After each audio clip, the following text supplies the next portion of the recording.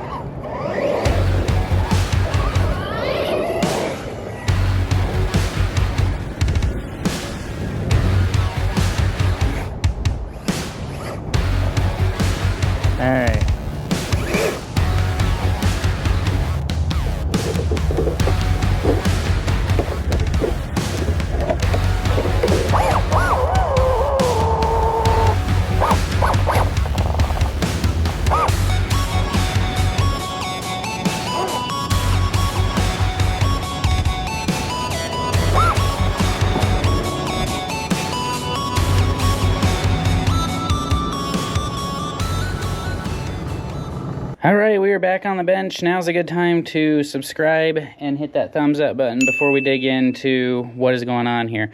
I initially wasn't going to film this part or even upload any of this video because it just really wasn't very long. You got a new truck put together, you go out, you break it within 5 minutes. So I was like, I'm not even gonna make a video on it, it's not worth the time. But I want you guys to see my experience and what is happening. So now let me preface it, all the damages with, I had some awful landings and some horrible jumps that I don't know that any vehicle would have made it through. I don't know that the pinion setup that I put on here was the right choice because I felt like something was off from the beginning with this truck. Like it lacked initial acceleration and punch, and I did turn the punch up on the ESC when I put it in. So I'm wondering if the jumping up too big of a pinion gear had an effect on that. It just felt like the throttle was really laggy and slow right away and then would kick in. So I felt like I lost a lot of air control with that situation, which caused a lot of these horrible landings. But what happened in here, you can see, so I snapped the pin, completely snapped it off. It is broke, completely snapped. The arm is also, I guess I can't really tell, but I'm assuming the arm is broke as well. It looks broke. Let me just take it off real quick. All right, so we got this thing torn apart and inspected the damage that we have, and I think I have it all figured out here. So over here, here's the front hinge pin. So we completely sheared it off and also bent it. So I'm gonna have to get some new hinge pins for that. Washers, they look okay. Here is the A block, bent. Look at that. So I bent the A block, and then in the steering arm, I think the suspension arm, the lower one here, we just kind of elongated and broke this part right here. I think other than that, it probably would have been fine. Maybe reusable, but I'm not going to. I'm just going to order a new one.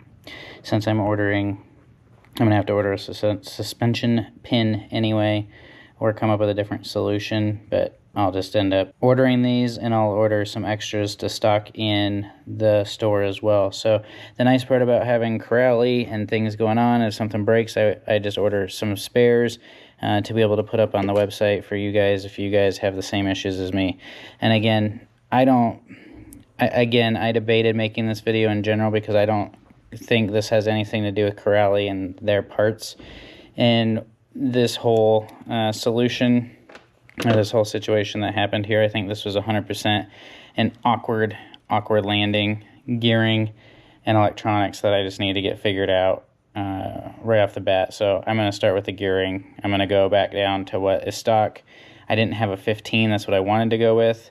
And I didn't have one handy, so I think I threw a 17 in there, maybe a 16, and I think it's just too much to get where we want to go. So I'm going to go back to stock and start from there and rebuild this guy up. So we'll get this back out and running, and I have a feeling it's going to be as good as, the little damage that it took from this, I think anything else would have been destroyed. So we'll get this back up and going, and I appreciate you guys watching this. Please subscribe, do me a favor, like this video, share it out with your friends and family, everybody, and we will talk to you guys on the next one.